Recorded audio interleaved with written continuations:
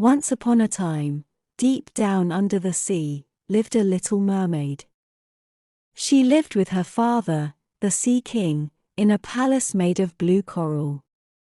Her favorite food was sea biscuits. The Sea King told all the merfolk that they must never go up to the surface. He thought humans were just too dangerous, but the little mermaid thought humans were very interesting. She loved checking out the old shipwrecks on the seafloor, collecting all the old human things. One day, she was out swimming with her best friend, the crab. They were quite near the surface. The crab kept telling her to keep her head in the water where it belonged. Then she saw a boat pass overhead. She went right up to the surface to get a closer look. She could see a handsome young man playing with his dog. The young man was a prince. As the little mermaid watched, a big storm blew in, and the dog's lead fell out of the prince's hand. He stretched out to grab it but fell overboard with a great splash. The dog was barking his head off. The prince started sinking deeper and deeper.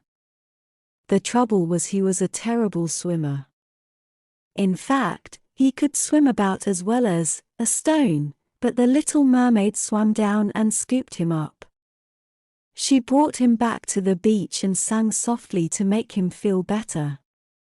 Once, he opened his eyes a little bit and saw her kind face looking down at him. Then he fell fast asleep. When he woke up, he promised himself that he would find the girl who rescued him. He wanted to thank her. He looked and looked, but couldn't find her.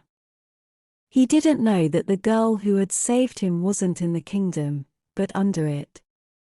In the sea, when the Sea King found out that the little mermaid had been to the surface, he was furious. He only wanted to protect her, so he decided he would stop her interest in humans once and for all. He used his magic trident and smashed all of her human treasures to pieces. The little mermaid was very upset and burst into tears when she saw all her broken treasures. Then she thought how fantastic it would be if she could just go back to the surface one more time to look for more.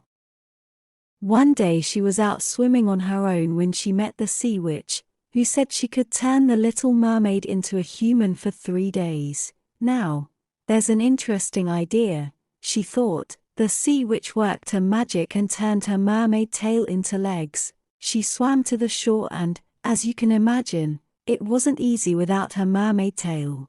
When she got to the beach, she had to learn how to use her new legs. The prince was walking his dog along the beach and suddenly he saw the little mermaid. He realized that she was the one who had saved him. "Please come to my castle, so I can thank you properly," he said. "Oh, yes please," she answered. "I've never been to a human castle." At the castle she was given a beautiful new dress and some jewels.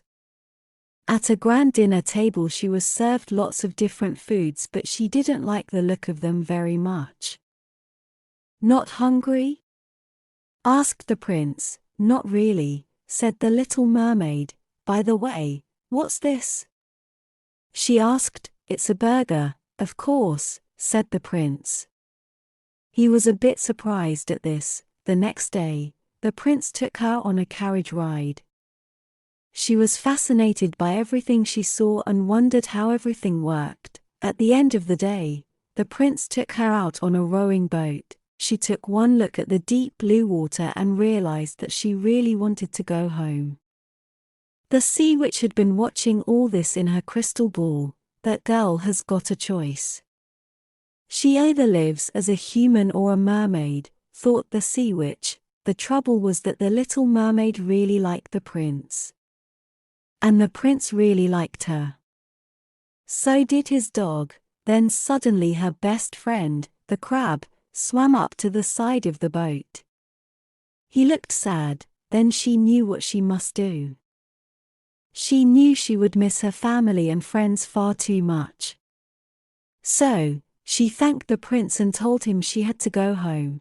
Just as the sun went below the horizon, her legs turned back into a tail and she was back to being a mermaid. Then she felt really hungry and she couldn't wait to eat some yummy sea biscuits. She swam happily back to her family and friends in the coral palace deep under the sea.